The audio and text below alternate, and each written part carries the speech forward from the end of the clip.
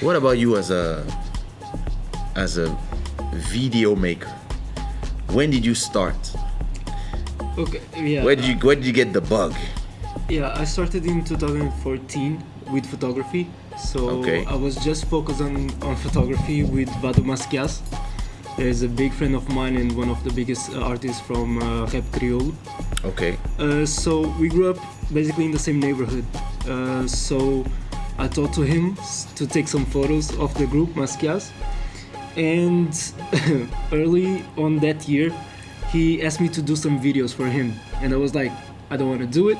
I just want to keep with photography. Okay. So he was like, no, I need videos. Like, just do me one video. I started in 2014 and then I keep going with the videos. So how did you do your first video? You went on YouTube to watch videos from a lot of people, and you're like, okay, I'm gonna do. No, basically, like the first one, it a song called Old School. It was the first song that we shot. Rap? Yeah, rap. And I just passed my vision from photography to video. So basically, I just designed the video as a photography frames, and I gave movement to them. So I took some photos earlier, a few weeks earlier, and then I construct the video by the photos, basically. So that's why my visuals are so photographic. They look like magazine pages. Exactly, yeah, because I look to the frames as photographies. So if I stop the video, for me, needs to be like a photography. Okay. Like each frame that I pause in the video needs to look like a photography, basically. What was your first camera? My first camera was a Canon 7D. Ooh, It was a Canon 7D. 7D, yeah. From my cousin, that is part of the group Masquias. So Okay. he gave me the camera like, okay, so you have here a camera, do your thing. So I used it for a long time, and then I moved to France. I moved to Nice because my parents was there. Okay. And it was there that I bought my first Sony a6300. And then I came back to Portugal because of Dino de Santiago to work with him. And then I met Boddhi at the video of Sada Tavares. And then my work started. You guys fell in love, moved together. Exactly, yeah.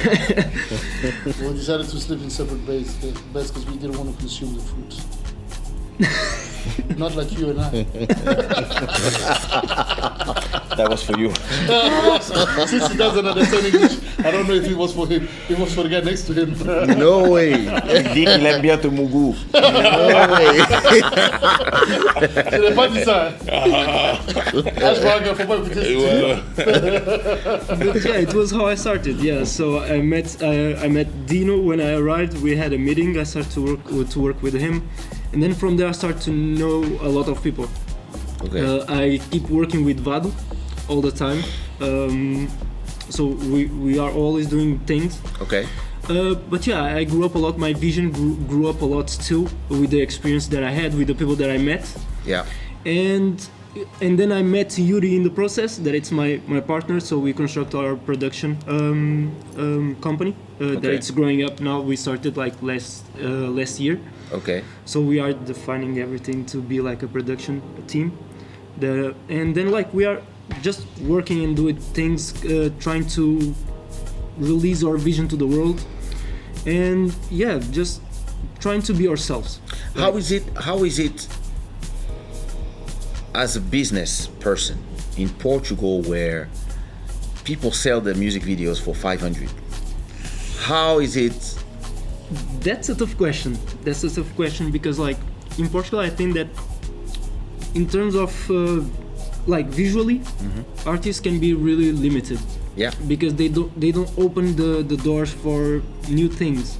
So basically in Portugal the problem is that they consume a lot of things from another countries. So the market is bigger outside, so they consume a lot of it. So they want to bring that vision to Portugal basically. And they're all like, one time I was on my Kizomba channel, and every single video was either a girl on the beach, a girl walking on the road, or something in a hotel room or an apartment, or an abandoned factory. Exactly. And some drone shots. No, but that's true. And for me, like, I don't. But in terms of budget, sometimes that's all they have Well, as well. yeah, but that's the thing. Like, for example, I did a lot of works for free because I believe in the project. Damn, and where was need, I when he was making work for free? No, Shit. but the thing is, like, when you believe in the project and when you believe in the talent of the artist, you want to help. And I think that I'm that kind of people. I try always to help the ones that don't have the access to do great things. And me and Yuri, that's why we work really well together, because we have the same mindset and we try always to help the talented people, because sometimes you are talented but you don't have, it's not because you don't want to do it, it's because you don't have the access to the to the right things. And for me it doesn't make sense to do like a video that everybody makes. So I want to bring my personal taste to the project. So if I'm interested to someone like that is talented, that has a good project, I can do the video for free, for example. You have to eat. Yeah, I know, but the thing that I say is that you have that opportunity in another works. So if you believe in someone, invest your time to that person to be succeed, and if he got succeeds, you'll be succeed too, because people will see your work anyway.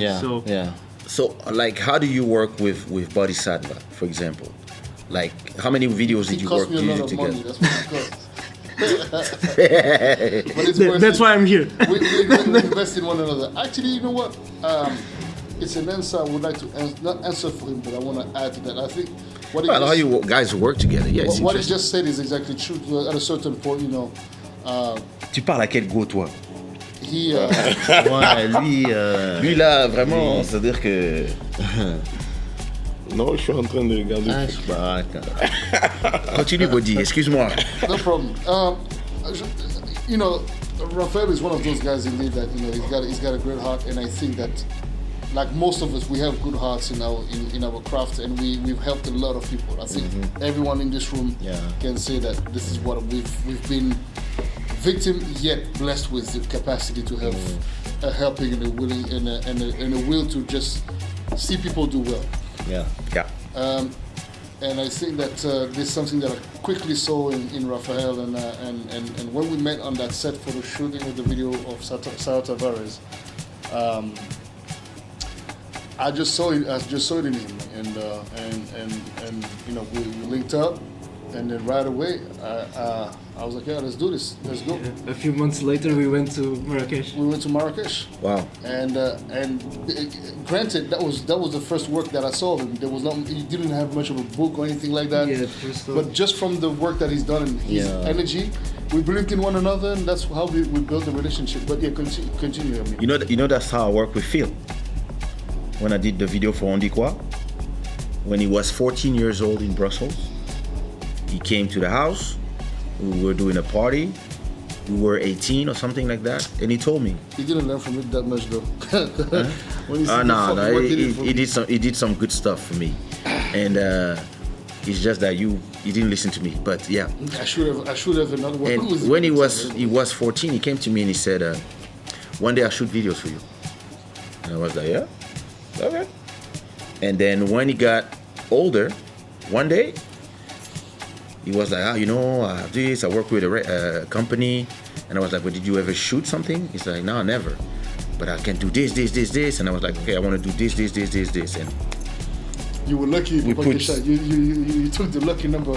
No, the thing is this, you know, some people you have to understand how to work with them. Yeah. You have, like, some people are great when they are with a company behind them. So I paid that company, I think back then we paid 10,000. To supervise everything. So he was, as a director, perfect. Some people, they are not fit for this era. The era of today is one-man operation. Look, this show is a one-man operation. Camera, computer, microphone, everything is controlled by one person. And yeah, some people would have another table with somebody with the cameras and somebody click. But the one-man operation in this era is what works the best. And some people, they're left in back in the days. There's a lot of artists, they're not fit for this world of today. when you have to do a lot of music, you have to, people, back in the days, you could do one song and be a superstar. Yeah. Today, nah. Today, you release your song, there's a lot of songs coming out at the same time. You're gonna need to work hard, to do a lot of things to be able to make it. So that's true, yeah. it really changes the thing, and people have to understand how to exchange services. This is what I really believe in, and this is what I do all the time now. To me, you do me a remix, I put some vocals for you. You do a beat for me, I do a beat for you. You do a video for me, I do this for you. Yeah. But for this, you need to understand that to find people who, like you, need something from you, and you need something from them. Yeah. So then you can work without spending money. Because we in a day and age where one song doesn't bring enough money. Back when I did the video for On the Quoi, the video cost, I think, 8,000 euros. 8,000 euros. It was shot on a super 16 millimeter. So we had to buy the wheels. We have cameras. We had people for just the photo focus person. We had the DOP. We had this, that. Like just the team for the shooting is 12 people. Yeah. Plus back the director. in the day, the music videos was way bigger than now. Exactly. Like, even the budgets, like you cannot compare because like the prices of production dropped a lot. Exactly, but the lot. difference is at the time, plus the director, plus the company that you shoot, plus the artist, plus bringing people, plus food for everybody, la, la, la. But at that time, you just needed to sell 800 CDs to pay these back. Yeah. And that album sold 35,000 copies. So it was fine. We even shot 2 videos. In the same place, we shot Je sais qui elle est and On dit quoi. One day, the first one, the other day, the second one, same street, one in the hotel on top, the other one in the club. But then, as the price to record dropped, the amount of people doing also augmented, and the money you make from music dropped as well. Yeah. Because now people are streaming to make just 3,000 euros. You need 1 million streams. Yeah. So if you spend 8,000 on a music video, you will not make your money back from sales unless you do a lot of shows. Yeah. But that's really tricky because I understand He said he that was part. shy, yeah? I've been looking at this guy and I was like, damn, this guy actually is not shy. Yeah. He thinks he's shy, but he's not. Now the thing is, when you're in a good place with the good people, Yeah. it's me, it's my energy. Go ahead. Be careful, watch him. He's not just- No, but I understand that part, but it's a little bit tricky because in terms of production, for example, the things that happens in Portugal, like some artists, if they pay like 250 for a music video, they will cry a lot. 250, They will cry. 250. They will cry.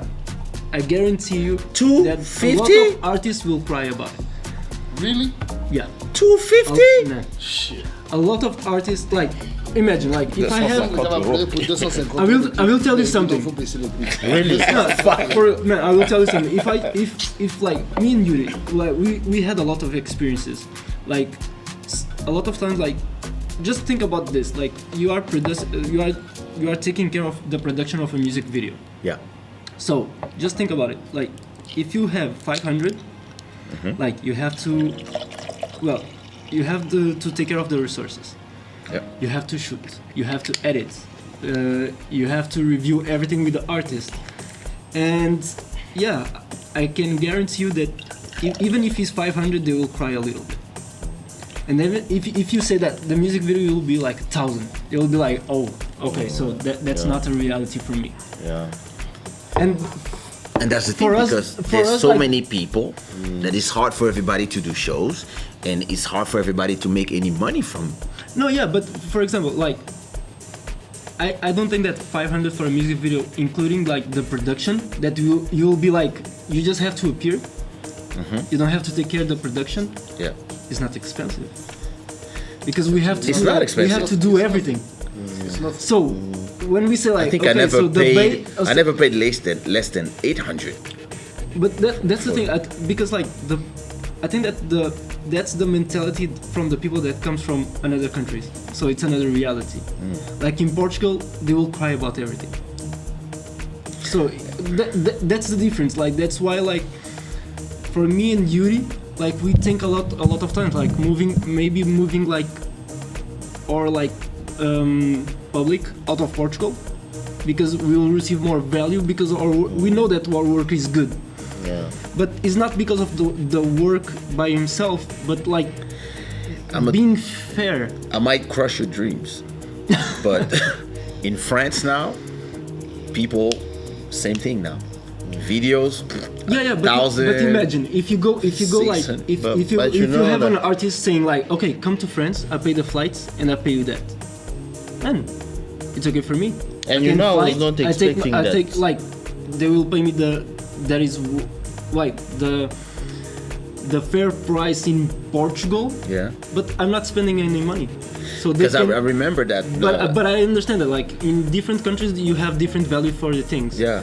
But I had this guy I did my last 2 music videos, and he was telling me that usually the video is 500 plus whatever production. So if you have 0 production, you really have nothing. He just come with his 2 tubes of lights. We go to an abandoned factory or outside or on the beach. We shoot you, playback, da da da. If you have a friend to be your girl in the video, because we're not paying anything, and it's 500 for me to come with my camera and edit the video. Thing. We have the 2 options too. Like. And what he tells me that of course some people like me would pay this plus I would pay the Airbnb, I will pay the model, I will add a part of the thing, or I will tell them, hey, listen, I don't have time, I'm busy doing things. You know, how much for everything? Find me the girl, find it. How much for everything? Oh, 1,002. I still don't believe that you guys are talking about those numbers here. So, wait, you know that. I still don't believe it, because imagine this. You cannot do a video with $250. I'm telling you. You can't. Who's going to take that money? Now imagine now, that guy was telling me that nobody will take that money. He has. No, you have a lot of. You know what he does sometimes? He arrives with, in 6 days, he will shoot 6 videos for 500, and on Sunday, he's editing everything, and he has somebody that is just editing, and I was like, wait a minute. So tomorrow, so we were shooting. It's 6 a.m. We just done shooting. I'm like, wait a minute. Tomorrow you're shooting? Yeah. I'm shooting at 10 a.m. I was like, wait a minute, what? And then after 1 week, my video is ready. I was like, what the fuck? Yeah, but you guys are slaves. But that's one thing. Like, wow. And if you check the quality, like the quality is good of what you guys are doing. But look at those cameras and the price that we pay home. The quality that we're getting after is not the same, man. How much you pay for a video at home? Like if you wanna do a good video now in Kinshasa, in Lubumbashi, the cheapest, it's 800. But it's not. This is the cheapest, but if you want to get a nice video in with Lubumbashi, quality dancers, etc., 3,000 American dollars. I'm telling you, know, in Portugal, with 3,000, you can do 3 videos, bro, with dancers and everything, right? You just shoot everything at once. And that's one thing in Portugal. Like, I think that when you have like a big team, people will give you more credit over like a small team. I only know small teams now. No. A lot of times, like people see it's just me and Yuri. Yeah. They'll be like, it's cheap. But if you have like a team, like the OP, like the guy that makes the light, just the light. If they see a lot of people, they will be like, okay, so this is expensive. This must be good. They believe. So they will see like just me and Yuri. They will be like, just 2 guys. Like, I don't know. But then they see the final like product. They will be like, okay. But yeah, that's cheap. That's cheap, but I like the quality. But I don't want to pay more. But it's not cheap. It's just that they are cheap and they're not willing to pay To invest in their to team. invest in quality. No, but- the thing is that it's not even a question of numbers; it's the clientele. You know, it's the same thing for gigs, right? Yeah. At a certain point, if you want to start getting paid $10,000, $15,000, $20,000 or euros, you need to stop talking to certain promoters. You need to Yes, start talking exactly. and addressing to a certain type of of people. even public in the industry. Yeah. Not public as in the consumers, because the consumers will always be your fans. Yeah. But certain people in the industry will keep you at a level. They will keep you like, well, this is not. I know personally people to this day. They try to call my phone. I don't pick up their calls because I know what they're Now trying you know. to have me is to have me for 1,000 euros. I said, dude, Yeah. you know, the last time I played for that kind of thing was probably like, Yeah. I've been in this game 20 years, probably over 15, 16 years ago. So, and the only way, even if I was to play for that kind of thing, is for maybe somebody that is a friend or somebody. But even then, they would not contact me for that. I would do it for free. I'd rather do it for free. Yes, So you have exactly. to change your clientele. And I think, for example, working on projects like the ones we're doing right now, when you're traveling abroad, it's like a DJ. When you're only local, you don't have much value. But when you start traveling abroad, people fly you over. I think it elevates the value of your brand and your product. Yeah.